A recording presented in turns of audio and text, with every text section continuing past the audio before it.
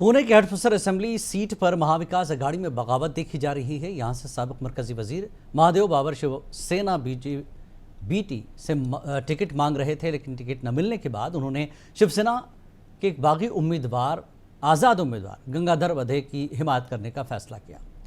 तो आप देखिए, मुंसिफ टीवी ने शिवसेना के बागियों से बात की। क्या कुछ बातचीत की, क्या कुछ सवालात हुए। महाराष्ट्र असेंबली इंतखाबात में बहुत सारी ऐसी बातें हुई हैं जो पॉलिटिक्स में जिसको बगावत कहते हैं। बहुत सारे हमारे सामने कुछ कैंडिडेट हैं जो बहुत जोर शोर से यहाँ पर चुनाव मैदान में उतरे हैं और उनके जो सपोर्ट में हैं वो पहले हमें शिवसेना यूबीटी मतलब उद्धव ठाकरे की पार्टी में नजर आते थे, लेकिन आज हमारे नए कैंडिडेट जो तो उनके साथ खड़े हुए हैं। क्या वजह है, क्या रहा, क्या नाराजगी थी, क्यों ऐसा किया? वजह सिर्फ यही है कि पूरे पुणे जिले के अंदर शिवसेना को खाली 2 ही सीट दिया है और ये सीट जो हडपसर का है ये जीतने वाला सीट था। यहाँ पे शिवसेना की ताकत बहुत जबरदस्त ताकत है। यहाँ पे 2 बार एमपी रह चुका हूँ शिवसेना का।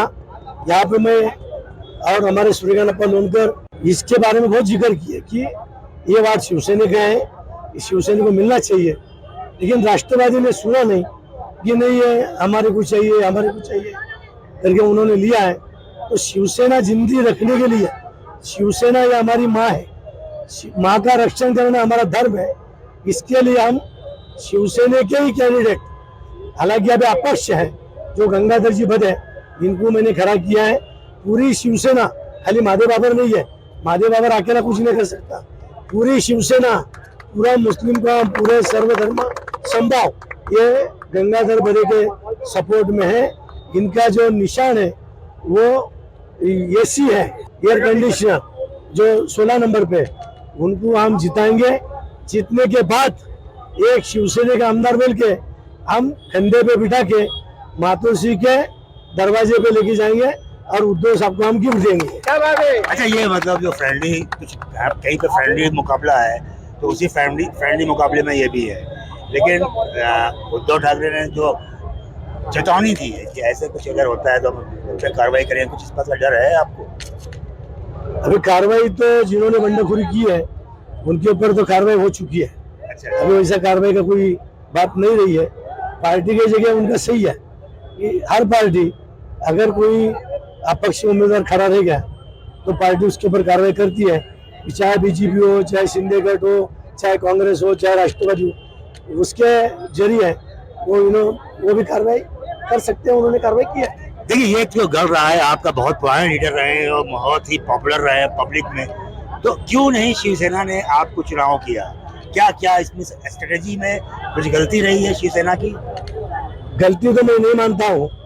हमारे जो संपर्क प्रमुख है सचिन आहिर साहब, हमारे नेता आदरणीय संजय जी राउत साहब, हमारे पक्ष प्रमुख उद्धव साहब, इन्होंने बहुत सारी कोशिश शिवसेना के लिए और मेरे लिए, महादेव बाबर के उम्मीदवारी के लिए बहुत सारी कोशिश किया, लेकिन राष्ट्रवादी का विधायक था, उनके बंटवारे में राष्ट्रवादी का हमने नहीं मांगने का, हमारा राष्ट्रवादी नहीं मांगने का, उसके वजह से ये वार्ड राष्ट्रवादी ने नहीं छोड़ा है।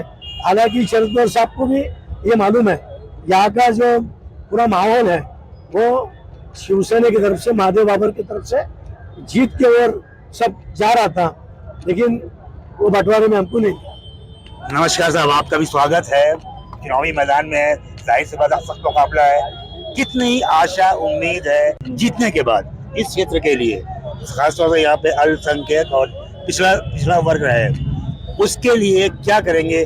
कि सब अपना जो मिठानगर, कोंडवा, ऊपर का कोंडवा, मोहम्मदवाड़ी, सैयद नगर, सब एरिया में जो मुस्लिम बांधव है, इनकी भी मुझे शिव सैनिक रह के भी सबने साथ दिया है और उनके लिए मैं आधी रात को काम करने वाला है। कुछ भी काम, उनको कुछ भी दिक्कत रही तभी काम करेंगे। जो कुछ डेवलपमेंट का काम रहेगा पूरे हडपसर मतदार संघ में सब मैं काम करने को मैं तैयार है।